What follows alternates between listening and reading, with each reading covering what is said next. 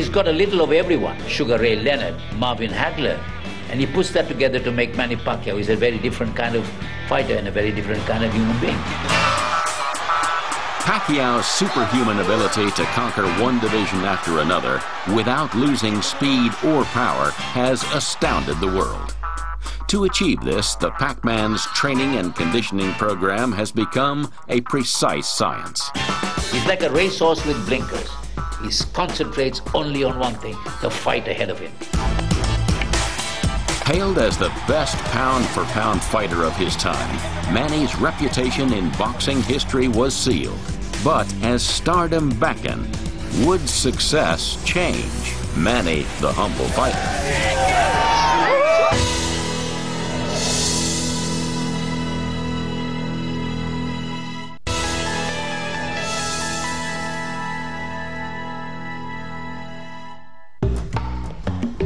From living in a shack to owning swanky homes in the Philippines and LA, Manny's transformation from street fighter to star has been stunning. Manny Pacquiao has really brought boxing back into mainstream interest. In the last several years, he's become sort of a global personality. I mean, here's a guy who is covered in Time magazine, ESPN, and Sports Illustrated, and the New York Times. The editor of the New York Times was really not that interested in boxing, and then Pacquiao came along and he really brought an interest to boxing. People that don't know boxing, don't follow boxing, they've heard of Manny Pacquiao. Americans, they love the rags to riches. I mean, they love to see a poor boy from nowhere come up to the top rungs of any sporting profession. Now he's being managed by multi-millionaire financiers and promoters. He's surrounded by hordes of people, his followers, his disciples. The first time I met Manny was in the Philippines a number of years ago. The capper was that I got to present the championship belt to Pacquiao at the Palace. It made me realize how special Manny was to the Filipino people. Well, Manny Pacquiao was a symbol of hope for every Filipino from any walk of life. Manny Pacquiao gives the inspiration, the confidence, and the faith for the small man to believe in himself, to feel that if Manny Pacquiao can go from rags to riches, hey, so can I. In the year 2009, Manny's celebrity continued to grow. Despite being quiet and unassuming on the surface, he made a guest appearance on popular American talk show Jimmy Kimmel Live. He was also invited to throw the ceremonial opening pitch for the San Francisco Giants San Diego Padres baseball game that same year. His ability to cross over into other areas of entertainment. He comes off as this charming, unassuming, cool little dude.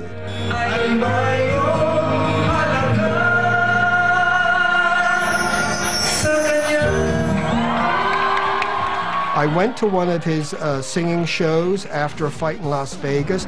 Nobody's trying to kid themselves and think that, you know, Manny is a fantastic singer, but he's a lot of fun. Reach for the sky. So it's no surprise that Manny has starred in a few movies, including Wapak Man, a superhero flick that saw Manny beating up the bad guys. As an actor, he's terrible. Pero pilit mong tinatapakan. And I don't think he's going to make any more movies, because every movie he has made has been a flop. To be honest with you. And I don't know why he makes it, but, you know, he likes the attention. I went once to watch him make a movie. It was in a slum area, but he enjoyed it because everybody came to see Manny Pacquiao, and he thrives on that. Despite Manny's less-than-stellar movie career, Sylvester Stallone has been reportedly keen to get Manny on Hollywood's big screen.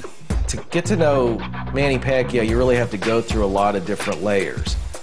He owns a mansion in Beverly Hills, but he likes to have people around him, so he stays at this condo during training camp.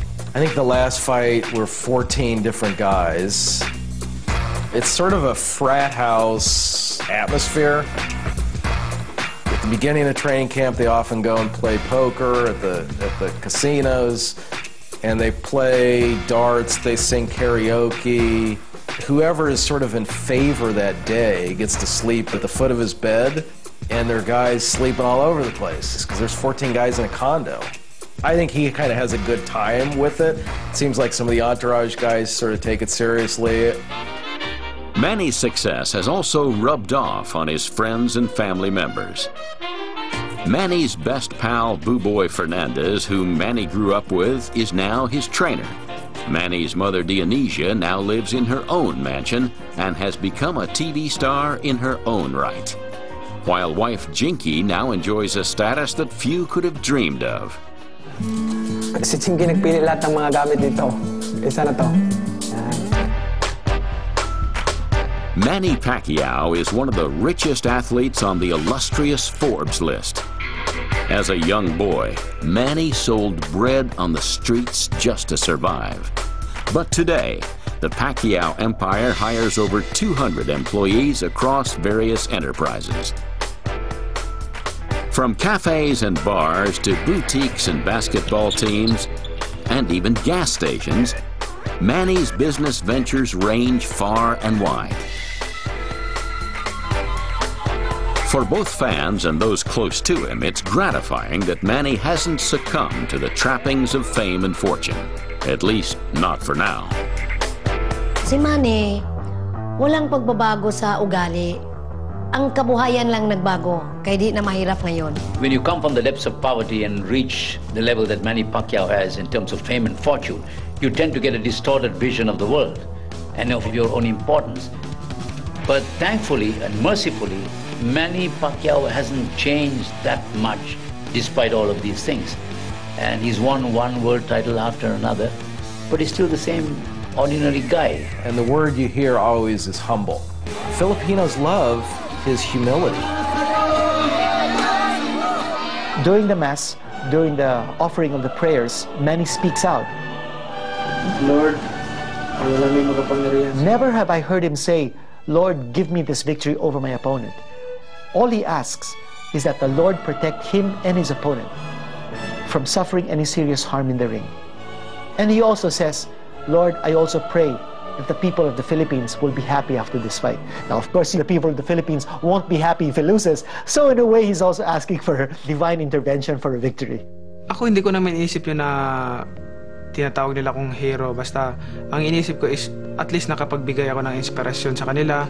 Makakuha man lang sila ng aral na kung wala ang Panginoon, walang Manny Pacquiao. Kung wala ang Panginoon, wala kung hindi ako mag-success sa buhay ko. Manny's a very superstitious person, a very religious person, and a devoted family man. Those are three things that maybe not too many people know about Manny Pacquiao. Before a fight, he goes and stays in this kind of a rundown motel next to the Wild Card Boxing gym because it's always brought him good luck. On his way to the airport, all dressed up, he goes to the L&M gym, punches the heavy bag, says a prayer, and then leaves. The only time he didn't do that was the first fight against Eric Morales, and he lost the fight. With an estimated net worth of over $57 million, the Pac-Man has been called generous to a fault. Some wonder how long it will last. As a person, Manny Pacquiao is very giving. I think he's got a heart that he wants to share with as many people as he can. He'll spend hundreds of thousands of dollars on tickets and flying people over from the Philippines to see his fights. After the Barrera fight, he celebrated his birthday in General Santos City. And then he proudly took me to a room stacked with rice and canned goods and all sorts of things. And I said, what's this for? He said, I'm going to give it to the poor people tomorrow morning. And early morning, there were thousands and thousands of people lining up outside his house. And he was so proud. When I said, Manny, how long are you going to do this? He said to me, until the last person has been given something. Probably 8,000 to 10,000 people benefited from his generosity that very day. Oo, sabi ko, nak, kontrol lang. Baka ibigay na nimong lahat. Wala na kayo, sabi niya, Mang. Hindi madala natin sa taas. Hinihiram lang natin dito sa mundo. On that note, it seemed almost inevitable that Manny would take his immense goodwill to the next level and take on the biggest challenge of his life.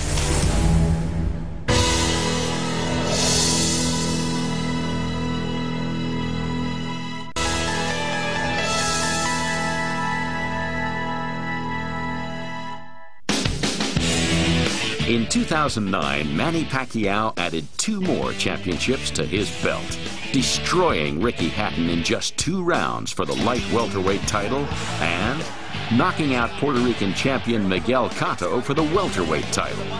The Cotto victory marked the first time any boxer had won 7 world titles in 7 weight classes. It was the biggest fight of the year and grossed $70 million in pay-per-view revenues alone. But there was one more fight that the public wanted.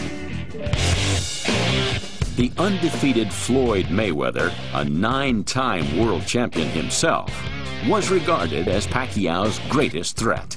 In spite of the potential, the fight of the decade did not happen. Floyd Mayweather's camp made a request that Manny Pacquiao take random Olympic-style blood tests. Pacquiao took great offense to this. I think it really hurt Pacquiao in terms of his pride. He's always tried to present himself as a man of integrity. And here was somebody sort of saying that he was a dishonest person, and Pacquiao sued Mayweather, and it was sort of turned into a bad soap opera. In 2010, Manny was named the Fighter of the Decade by the Boxing Writers Association of America. Presenting Manny this award was former heavyweight champ Joe Frazier. I think the history books would be very kind to Manny Pacquiao. Manny Pacquiao is a once-in-a-lifetime phenomenon. There's never been anybody like Manny Pacquiao before, and I doubt there ever will be again. I put Manny Pacquiao in my personal top 3 of greatest boxers of all time. I have Sugar Ray Robinson as number 1, and then I have Ali, I have him as 2, and then I have Pacquiao as 3 because he's won 7 different titles in 7 different weight classes, which is really unheard of. Even before he had reached his peak, Manny had contemplated retirement as early as 2006. His wife and mother had urged him to retire, saying that there was nothing more for him to prove. Manny's convictions, however, told him otherwise. In 2007, he did the unexpected and entered the political arena. 10 years prior to his entering politics, he suddenly just walked in and he looked at Rod and he said, "I want to enter public service." And then Rod Nazari looked at him and said, "You crazy? Yeah, you're 20 years old, you want to enter politics?" And he said, "Opo, yes, I want to. I want to help the poor people. I've seen enough."